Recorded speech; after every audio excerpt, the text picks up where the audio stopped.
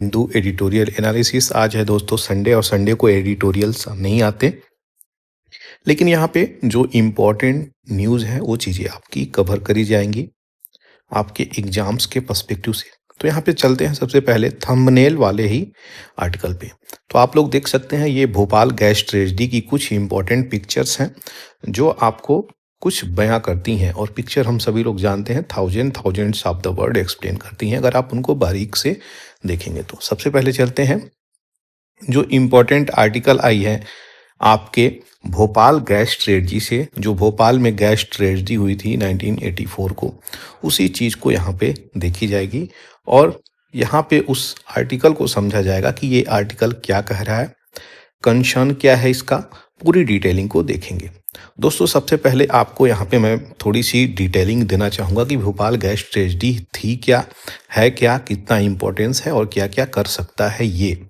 तो इस ट्रेजेडी को 2 से 3 दिसंबर 1984 को भोपाल, मध्य प्रदेश के भोपाल की राजधानी में ये कांड हुआ था।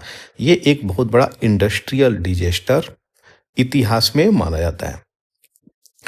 इसके अंदर कैटास्ट्रॉफिक गैस जो लीक करी गई उसका क्या नाम था, तो यहाँ पे कंपनी जो पेस्टिसाइड बनाती थी, UCIL, union carbide India limited, ये कंपनी पेस्टिसाइड बनाती थी और पेस्टिसाइड वो क्या था, मिथाइल आइसोसाइनेट, ये गैस लीक कर जाती है। यूनियन कार्बाइड फैक्ट्री, और गैस लीक करने के लिए ये गैस लीक करती है MIC से, याद रखिएगा, मिथाइल आइसोसाइनेट, जो 40 टन्स ऑफ MIC है। और जैसे ही ये निकलती है फैक्ट्री से, जो कि हाईली टॉक्सिक होती है, वोलाटाइल केमिकल इसकी नेचर, और पेस्टिसाइड की प्रोडक्शन में इसका उपयोग होता था, ये लीक करती है। और ये कई प्रकार से फेलियर की वजह से ये चीज़ें लीक करती हैं, जो बहुत सारे लोगों की जान जाती है। मैं मान के चलूँगा 3000 से लेके 5000 के राउंड में लोगों की डेथ वहाँ पर हुई थी। क्या क्या फैक्टर कंट्रीब्यूट करता है उस समय, इस लीक का कारण क्या क्या रहा, तो पुअर मेंटेनेंस, बहुत सही से मेंटेनेंस नहीं होता था इक्विपमेंट और स्टोरेज टैंक्स का, जिसके कारण यहाँ पे लीक हुई। इनएडिक्वेट सेफ्टी मेजर्स लिए गए, लैक ऑफ प्रॉपर चेक, ये सब की कमियां पाई गई। Water enter the MIC tank, जो MIC टैंक था जिसके अंदर स्टोर करा जाता था MIC गैस, मिथाइल आइसोसाइनेट, तो उस टैंक, ये पानी चला गया और ट्रिगरिंग किया वायलेंट केमिकल रिएक्शन, जिसके कारण रिलीजिंग ऑफ द गैस चीज़ें हुई। तो जिस टैंक में इन्होंने गैस को स्टोर किया था, इसी टैंक में कहीं लीकेज था तो वाटर गया, और जब इसके रिएक्ट किया तो रिएक्ट करने के बाद ये चीज़ें ट्रिगर हुई बहुत तीव्र गति से, जिसके कारण ये तुरंत हवा में फैल गया। और जैसे ही नीचे के लोग थे, ये सारी की सारे जो ऊपर थे तो सोए ही रह गए अगर बिल्डिंगों में ऊपर हैं तो, और नीचे के लोग कुछ दूर गए, उनके बाद उनको भी इम्पैक्ट किया। हम लोगों ने इससे लेसन क्या सीखा, ये इम्पोर्टेंट प्रश्न कई बार आता है। तो सबसे पहले इस प्रकार की घटना जो भारत में हुई थी, ये एक इम्पॉर्टेंट चीज़ें आपको बता करके गई कि क्या क्या चीज़ें हैं ये। तो इन चीज़ों से हमने सीखा कि क्या है importance of industrial safety protocol, क्या होना चाहिए, कैसे मॉनिटर करना चाहिए, इस पे रूल्स स्ट्रांग होना चाहिए ताकि कोई भी स्कैप ना कर सके ऐसा कृत्य करके। समझ गया, सबसे पहली बात तो ये चीज़ें, बहुत स्ट्रांग कोई नियम कानून था नहीं उस वक्त भारत में। 1984 की बात कर रहे हैं, जिस समय इंदिरा गांधी का डेथ हुआ था, डेथ नहीं, असैसिनेशन हुआ था। स्ट्रिक्ट रेगुलेशन बनाए गए कि हैजार्डस केमिकल प्लांट को कैसे डील किया जाए, और जो पॉपुलेटेड एरिया है वहाँ पर हम लोग इसका उपयोग ना करें। तो नियर पॉपुलेशन जो है, जो भी क्राउडेड पॉपुलेशन है, उस चीज़ के लिए नियम और कानून बनाए गए हैं कि कहाँ पे इसका लोकेशन है। जैसे कि अगर आप LPG गैस का एजेंसी ले रहे हैं तो वो आपको अलॉटमेंट करेगा कहाँ पे, आपके इलाके के रीजन के बाहर, विलेज के बाहर, सिटी के बाहर, ऐसे इस प्रकार की चीज़ें भी होती हैं। दूसरी, रैपिड रिस्पांस सिस्टम की आवश्यकता है इस चीज़ में कि कैसे इंडस्ट्रियल डिजास्टर को डील किया जाए। उस वक्त ये सब चीज़ें नहीं थी, तो ये इंपॉर्टेंट एस्पेक्ट है, इसका इस्तेमाल एग्जाम्स में होता है। चौथी बात, अवेयरनेस ऑफ कारपोरेट अकाउंटेबिलिटी और इन्वायरमेंटल जस्टिस, ये सब भी फैक्टर इंपॉर्टेंट हो जाते हैं। अब जो जिनके ये मालिक थे, US के मालिक थे, ठीक है, तो US के जो मालिक थे अलेक्जेंडर की एविसेंडर इनका नाम था दोस्तों। इनकी रिसेंटली डेथ हो गई है, और डेथ हो गई है तो यही कारपोरेट अकाउंटेबिलिटी की बात करी जा रही है। इनकी कोई जिम्मेदारी ही नहीं बनी, ये देश छोड़ के चले गए। ठीक है, तो और इन्होंने कंपनसेशन भी सही से नहीं किया, जिसके कारण जितनी फैमिली वहाँ पे इम्पैक्ट हुई वो तो हुई ही, और फैमिली की लॉस भी बहुत सारी चीज़ें हुई। क्यों क्यों क्योंकि फैमिली में दोस्तों अर्निंग करने वाले कोई एक ही लोग होते हैं, और हम लोग इंडिया में जानते हैं सभी लोग, सभी के सभी, बहुत कम ही ऐसी फैमिली है जहाँ पे अर्निंग होती है। तो अब उनकी सोर्स ऑफ अर्निंग चली गई तो फैमिली की कंडीशंस एकदम ख़राब भी हो गई, तो बहुत सारे लोगों की ज़िंदगियाँ तक बदल गई। ये कोई छोटा मोटा डिजास्टर था ही नहीं। अब इस आर्टिकल को हम लोग देखेंगे कि क्यों ये आर्टिकल आया है दोस्तों। अब आपको अच्छे से समझ में आएगा कि एक्चुअली वो चीज़ें क्या थी, क्या इम्पैक्ट करी हैं, और किस हिसाब से ये चीज़ें आपको यहाँ पे देखने को मिल रही है। तो बात करी जा रही है सेफ्टी डिस्पोजल की। सेफ्टी डिस्पोजल किस चीज़ की? उसी यूनियन कार्बाइड की के वेस्ट की, जो वहाँ पे फैक्ट्री में वो चीज़ें वैसे ही रखी की रखी रह गई थी, उसी की बात करी जा रही है। अब इश्यू निकल के यहाँ पे क्या आया है ये देख लेते हैं, जो इम्पोर्टेंट है। 2 जनवरी मध्य प्रदेश की गवर्नमेंट अथॉरिटी यहाँ पे 358 tons of hazardous waste union carbide facility से लेकर के भोपाल के पीथमपुरा इंडस्ट्रियल एरिया, जो धार डिस्ट्रिक्ट में पड़ता है, वहाँ पर ले जाने की बात करता है, जिसके कारण यहाँ पे इश्यू निकल के आई है। वहाँ के जो लोकल पीपुल थे वो इस चीज़ को एक्सेप्ट नहीं करते हैं और हैवी प्रोटेस्ट करते हैं कि ये कहीं ना कहीं हम लोगों को हार्म पहुंचाएगा। ठीक है, अब अगर इसकी डिस्पोजल हो रही है एक जगह से लेके, भोपाल से लेकर के और धार डिस्ट्रिक्ट में पीथमपुरा, तो इन जगहों पे हो रही है, तो इसकी हमें सही से जांच भी करनी चाहिए कि क्या सच में ये इम्पैक्ट कर रहा है ये चीज़ें। तो अभी इसके बारे में भी हम लोग सोचेंगे कि क्या कितनी किस डिग्री तक ये इम्पैक्ट कर रहा है।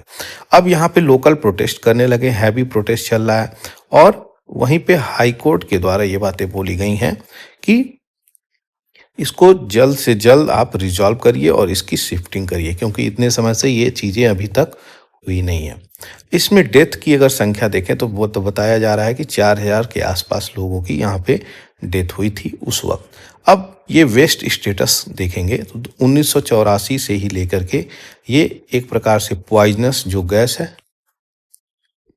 यहाँ पे, वो उसकी लीकिंग की, उसकी जो प्लांट है कार्बाइड, उसको लेकर के यहाँ पे चीज़ें चल रही हैं कि इसको किस प्रकार से शिफ्ट किया जाए, और कई प्रकार से सुप्रीम कोर्ट का जजमेंट भी इस पे आया है। तो यहाँ पे क्या कहा जा रहा है, तो ट्रीटमेंट स्टोरेज और डिस्पोजल फैसिलिटी, ये TSDF की बात कर रहा है कि कैसे हम इन चीज़ों पे फोकस करेंगे। ट्रीटमेंट सही प्रकार से कहीं लीक ना करें, दूसरा स्टोरेज कैसे हम लोग रखेंगे उसको, तीसरा डिस्पोजल कैसे इंसिनरेट करेंगे, मतलब उसको जलाकर या फिर कन्वर्ट करके कैसे हम इन चीज़ों को सही करेंगे। इस चीज़ की यहाँ पे सही से पैकेजिंग होनी चाहिए वेस्ट की, तभी तो हम लोग यहाँ पे जाएंगे। तो ये ना हो एक जगह पे लीक हो गया फिर दूसरे जगह पे ले जाएं, यहाँ पे भी लीक हो जाए, और इंसिनरेट भी सही से ना करे कि ग्राउंड वाटर भी इन्फेक्ट हो जाए। तो ये कहीं ना कहीं अगर इसका पोल्यूशन देखेंगे या पोल्यूशन का इम्पैक्ट देखेंगे तो ये प्रॉब्लम क्रिएट करेगा। मैं ग्राउंड वाटर पोल्यूशन की बात कर रहा हूँ। ठीक है, तो ये परकोलेट होके नीचे चला जाएगा और इम्पैक्ट कर सकता है। तो ये चीज़, इसी चीज़ों को लेकर के वहाँ के लोगों ने प्रोटेस्ट करना शुरू किया है, और ज़्यादा प्रोटेस्ट होने की वजह से यहाँ पे ये जो काम होने वाला था कि एक वेस्ट निकाल के दूसरी जगह पे ले आकर के इंसिनरेट किया जाए, वो चीज़ें थम गई हैं आज के समय में। तो मध्य प्रदेश हाई कोर्ट इस प्रकार का चीज़ें कहा है कि सेफ्टी डिस्पोज करिए, आप लोग सही प्रकार से उसको संज्ञान में लीजिए, उस चीज़ पे फोकस करी गई। सेंट्रल गवर्नमेंट इस पे 126 करोड़ रुपए स्टेट गवर्नमेंट के इंसिनरेशन प्लान के लिए दिया है, और इसको TSDF जो भी ट्रीटमेंट करिए, डिस्पोजल करिए, उसको लैंड फिल में कन्वर्ट कर दीजिए, ये चीज़ें बोला है। और पीतमपुर ही इसको क्यों चुना गया, यहाँ पे ये बातें बोल रही हैं। तो 2012 में ही सुप्रीम कोर्ट ने यहाँ पे पीतमपुर फैसिलिटी को सही जगह पाया था अपने जजमेंट में। CPCB central pollution control board यहाँ पे ये कहती है कि स्टेट और जो लैंडफिल है ये सब चीज़ों के लिए इंसिनरेटर यहाँ पे ज़रूरत होती है, और इन चीज़ों में हम लोग इंसिनरेट करेंगे, यानी डिस्पोजल की बात करी जा रही है, क्या यूनियन कार्बाइड की बात करी जा रही है, जो फर्टिलाइजर बनाती है या फिर पेस्टिसाइड बोल लीजिए।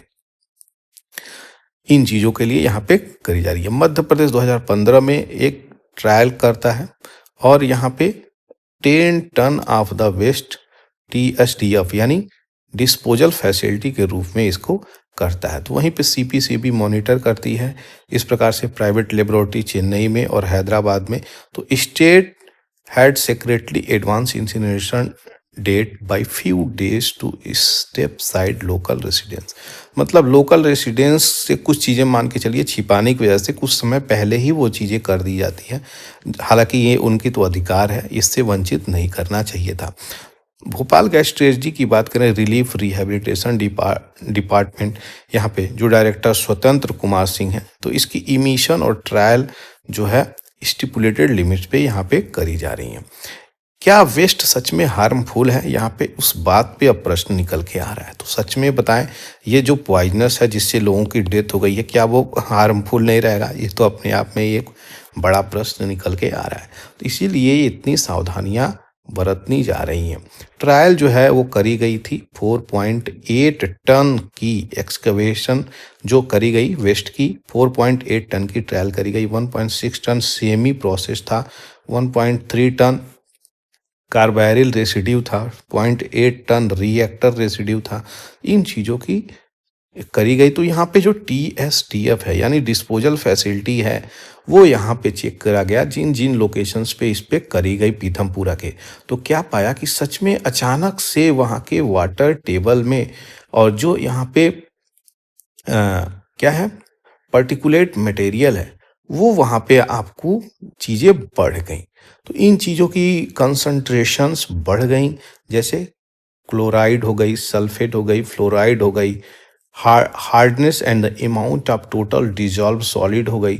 तो इन चीज़ों की अमाउंट और कंसंट्रेशंस बढ़ जाती है जिसके कारण ये चीज़ें बोली जाती हैं। हालांकि अब दूसरा एंगल यहाँ निकल के आ रहा है, ध्यान से समझिएगा। दूसरा एंगल ये निकल के आ रहा है कि साइंटिस्ट वहाँ पे इन्वॉल्व थे, वो एनालिसिस किए, वो इसको इस चीज़ का कारण नहीं बताएं कि यही एक कारण है जो हम लोग डिस्पोज किए हैं, वो सीधे नकार देते हैं, कह रहे हैं कि इसका दूसरा कारण है, ये कारण नहीं है। एम्स के डॉक्टर यहाँ पे और एम्स की रिसर्च इंस्टीट्यूट भोपाल की हम बात कर रहे हैं, तो वहाँ पे ये चीज़ें चल रही हैं और सर्वे किया गया 12 विलेजों का। वहाँ पे पाया गया कि स्किन और रेस्पिरेटरी बीमारियाँ जैसी लोअर एरियाज में यहाँ पे हो रही हैं और नेशनल एवरेज को लेकर के ये चीज़ें देखी गई। तो ये चीज़ें हैं जो हमें सही प्रकार से डिस्पोज करना चाहिए, नहीं तो काफ़ी इशू निकल के आता है। इन चीज़ों को अगर हम देखें तो डिस्पोज करिए, लैंडफिल करिए, इस प्रकार का प्रोटेक्शंस भी इम्पोर्टेंट हो जाता है। US की इन्वायरमेंटल प्रोटेक्शन एजेंसी क्या कह रही है यहाँ पे, तो इसको अलग अलग टाइम पीरियड पे एक ही बार सब चीज़ें नहीं करने की सलाह दे रही है। मतलब थोड़ा अभी कर दीजिए, थोड़ा कुछ साल के बाद, फिर कुछ साल के बाद, ऐसे करके कह रही है। तो इनका भी सजेशंस एक प्रकार से वैलिड है। आगे क्या कर सकता है, तो टेम्पोरेरली अभी जो है पुट ऑफ हो गया है इंसिनरेशन और वेस्टिंग पे, और देखते हैं कैसे आगे चल के इस चीज़ को डील करा जाता है, क्योंकि ये एक मुद्दा क्वेश्चंस बड़ा रेज कर दिया है आपके कंट्री में कि इसको कैसे सही प्रकार से इंसिनरेट किया जाए और डिस्पोज किया जाए, ट्रीटमेंट किया जाए, ट्रांसपोर्ट किया जाए। तो इन चीज़ों पे बड़ा सवाल उठ के आ रहा है। अगर इंसिनरेशन की ज़रूरत पड़ेगी तो समझ के चलिए यहाँ पे अलग अलग टेम्परेचर पे अलग अलग चीज़ों की ज़रूरत होती है जलाने के लिए, उसको डिस्पोज करने के लिए, समझ गए।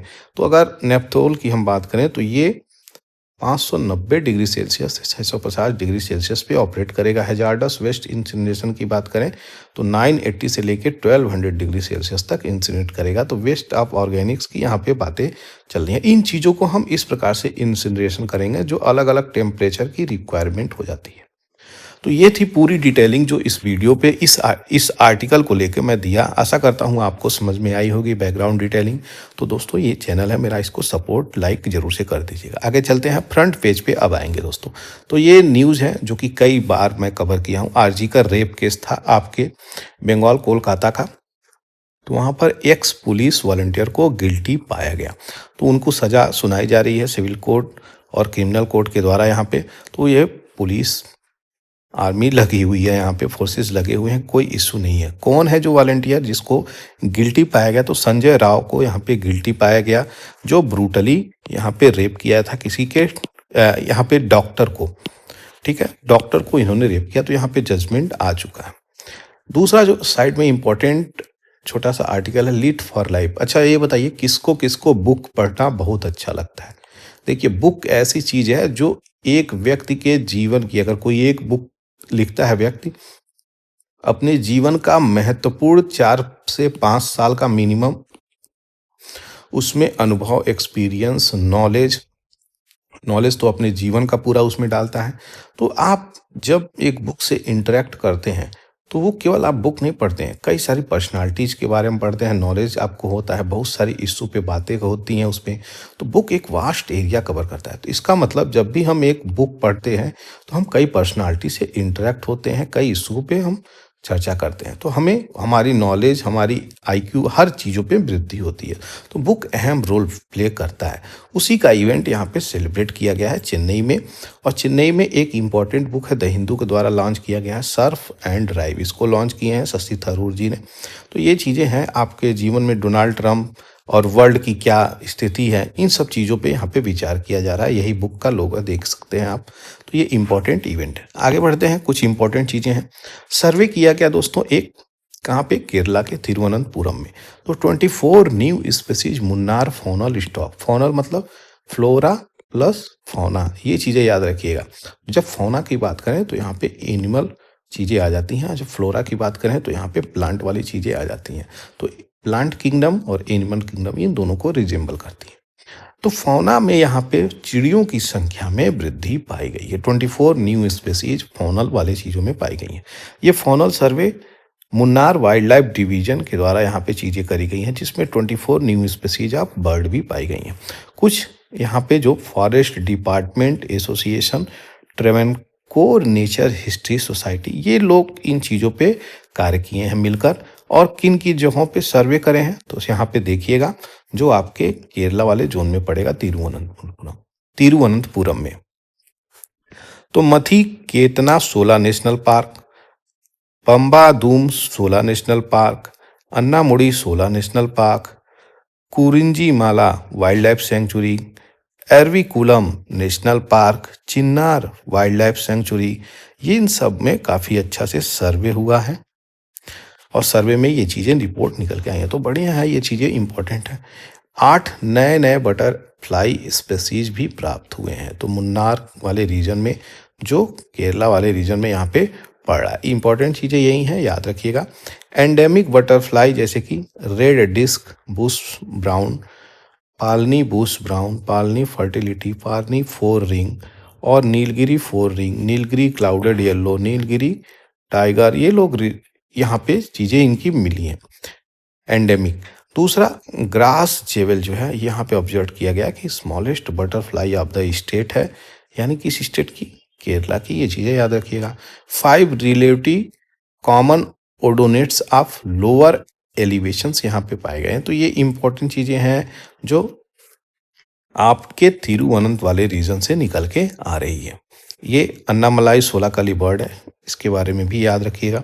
छोटी सी चीज़ें हैं, कहीं कहीं से क्वेश्चंस बन जाती हैं। देखिए ये एरिया काफ़ी इंपॉर्टेंट है जो मैंने एक्सप्लेन किया, प्लस ये एरिया काफ़ी इंपॉर्टेंट है जो एक्सप्लेन किया। ये 2 एरिया काफ़ी इंपॉर्टेंट हो जाते हैं।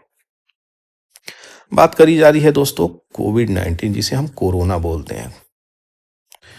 कोविड-19 एक डिजीज है। इसका वायरस का नाम क्या है? SARS-CoV-2, severe acute respiratory syndrome corona virus 2, ये वायरस का नाम है। अब इसमें क्या चीजें निकल के आ रही हैं? तो न्यूरो सिम्टम्स, ठीक है, न्यूरो सिम्टम्स, ये जो सिम्टम्स हैं काफी आदमी की जो वर्किंग कैपेसिटी है उसको लो कर दे रहे हैं। मैं भी इस वाली बीमारी से गुजर रहा हूं और बोलने में, लेक्चर लेने में काफ़ी दिक्कत भी होती है। तो आज के समय में अगर देखा जाए तो इतनी सीवियर नहीं है, लेकिन कभी कभी इतनी सीवियर ये चीज़ें हो जाती हैं कि लेक्चर को लगातार लेना काफ़ी मेरे लिए दिक्कत भी हो जाती है। और ये मैं सही कह रहा हूँ, मैंने भी इसकी ट्रीटमेंट एम्स में जाके दिल्ली में ली हुई है। अब बात करते हैं इसकी यहाँ पे चीज़ों की। तो जब ये बीमारी आई थी 2019 में और भारत में फैली थी दोस्तों, सभी लोगों ने सफाई पे फोकस किया, आइसोलेशन पे फोकस किया और सही प्रकार से बोलें तो हर चीज़ों पे फोकस किया जिससे ये बीमारी रुके। लेकिन ये चीज़ें बहुत सारे लोगों को इम्पैक्ट करी। तो इसका क्या इम्पैक्ट आज के समय में निकल के आ रहा है? तो जो कोविड-19 वैक्सीन हम लोग लगाए थे, वो वैक्सीन जो है आपके न्यूरो सिम्पटम को बदलने में फेल हो रही है। मतलब आपको न्यूरो प्रॉब्लम हो सकती है, उस पे कोई असर इस दवा का नहीं हो रहा है जो वैक्सीन बनाई गई थी। तो 1300 पेशेंट पे न्यूरोलॉजिकल सिम्पटम लॉन्ग कोविड की यहाँ पे चीज़ें स्टडी करी गई। 2 ग्रुप में बांटा गया। 200 पार्टिसिपेंट जो प्रीवियसली हॉस्पिटलाइज्ड थे सीवियर केस में और 1100 जो माइल्ड डिजीजेस से ग्रसित थे। इनमें देखा गया तो न्यूरोलॉजिकल सिम्पटम लॉन्ग कोविड वाली चीज़ें निकल के आई। जो भी पार्टिसिपेंट यहाँ पे परफॉर्म किए उनकी worse range of cognitive test, यानी बहुत बुरा तरीके से यहाँ पे चीज़ें देखा गया कि उनमें कई सारे लोग अपनी जीवन की जो मान के चलिए चल रहे हैं तो उन्हें चक्कर आ रहा है, बोल रहे हैं तो उनका ब्रेन फ्रीज हो रहा है और सिर में दर्द हो रहा है, चक्कर जैसी चीज़ें आ रही हैं। तो यहाँ पे बहुत सारी प्रॉब्लम निकल के आ रही है। तो ये न्यूरोलॉजिकल कनेक्शन निकल के आ रही है जो कॉमन न्यूरोलॉजिकल सिम्टम्स लोगों में देखी जा रही है और सीवियर डिजीज के रूप में भी ये चीज़ें देखी जा रही हैं। तो ये नई चीज़ें हैं, इससे मैं भी परेशान हूँ दोस्तों, ये प्रॉब्लम निकल के आ रही है। तो ये अगर कोविड-19 की बात करें तो कोविड-19 की डिटेलिंग भी आपको देखने को मिलेगी। SARS-CoV-2 इसका वायरस है, वुहान चाइना 2019 के आसपास से चीज़ें निकल के आ रही हैं। और सिम्टम क्या है? Fever, cough, fatigue, loss of taste, smell, इन सब चीज़ों की transmission person to person contact से भी फैल सकता है। एयरबॉर्न ट्रांसमिशन हो सकती है। प्रिवेंशन वैक्सीन दी गई थी लेकिन उसके बहुत सारे साइड इफेक्ट भी आज के समय में देखने को मिल रहा है। वियरिंग मास्क और रेगुलर हैंड वॉशिंग, इन चीज़ों पे भी निकल के आ रही हैं। ट्रीटमेंट माइल्ड केसेस में हाइड्रेट रहिए, फीवर रिड्यूस करने के लिए यहाँ पे फोकस किया जाता है। सीवियर केसेस में तुरंत हॉस्पिटलाइजेशन करिए क्योंकि ऑक्सीजन की ज़रूरत पड़ती है। रेमडेसिविर, इस इंजेक्शंस की बहुत ज़्यादा कीमत थी, एक समय था हैदराबाद में तो 1-1 लाख 1.5 लाख का ये मिला था। वेरिएंट की बात करें तो मल्टीपल वेरिएंट इमर्ज आउट हुए थे जैसे अल्फा, डेल्टा, गामा, पता नहीं क्या क्या, ओमिक्रॉन, ये सब चीज़ें आई थी। अच्छा, ओमिक्रॉन कहाँ से आया था जल्दी से बताइए तो कमेंट सेक्शन में। इम्पैक्ट की अगर बात करें तो ग्लोबल चीज़ें इम्पैक्ट करती, economy, health care, education, travel, tourism, हर चीज़ों को ये टच करके इम्पैक्ट करी थी। करंट स्थिति ये है कि वैक्सीनेशन कैंपेन चलाया गया है इस चीज़ को रेगुलेट करने के लिए। पब्लिक हेल्थ मेजर्स लिए गए हैं यहाँ पे, कैसे इसको प्रिवेंट किया जाए। आगे बढ़ते हैं, यहाँ पे देखेंगे हम सभी लोग जानते हैं कि गाजा में सीज फायर हुई है और इजराइल सीज फायर पे यहाँ पे एग्रीमेंट कर दिया है। दोनों में अपना पीस प्रोसेस एग्जीक्यूट हो गया है। लेकिन यहाँ पे पीस प्रोसेस के एक दिन ही नहीं बीता, यहाँ पे यमन के हौती जो समुदाय हैं लोग, वो लोग इजराइल पे बम्बार्डिंग करती है। तो ये चीज़ें निकल के आ रही है। स्पेशल मिलिट्री ऑपरेशन टारगेट किया है ministry of defence of Israel enemy. तो इन चीज़ों पे देखिए फिर से ये चीज़ें निकल के आ रही हैं, कहीं ऐसा ना हो फिर से चीज़ें एस्केलेशन की तरफ आगे बढ़ जाए। तो ये चीज़ें निकल के आ रही हैं। दूसरा, शेख हसीना जो बांग्लादेश की फॉर्मर पीएम है आज के समय में, और आज के समय में वहाँ पे यूनुस खांडी एडवाइजरी गवर्नमेंट रन कर रहे हैं, इंटरिम गवर्नमेंट रन कर रहे हैं।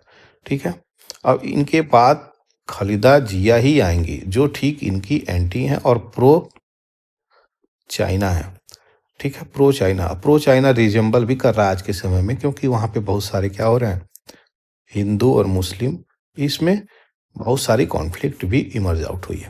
तो ये क्या कह रही हैं, क्या तो इनका बोलना यही है कि अगर हम 5 अगस्त को वहाँ से नहीं गए होते तो मेरा भी असैसिनेशन हो गया होता। हमने अपनी जान बचाई, अपनी बहन की जान बचाई, वहाँ से हम लोग निकल के भाग गए, तो हम लोगों ने स्कैप किया है डेथ को। इस प्रकार की चीज़ें ये बोल रही हैं। दूसरी जो इम्पोर्टेंट न्यूज़ है दोस्तों, नाइजीरिया। ठीक है, नाइजीरिया की कैपिटल क्या है, अबूजा। नाइजीरिया को एडमिट किया गया है पार्टनर कंट्री के रूप में, याद रखिएगा, पार्टनर कंट्री के रूप में ब्रिक्स ब्लॉक में। और नाइजीरिया को एडमिट किया गया पार्टनर कंट्री के रूप में, तो एक डेवलपिंग इकोनॉमी है।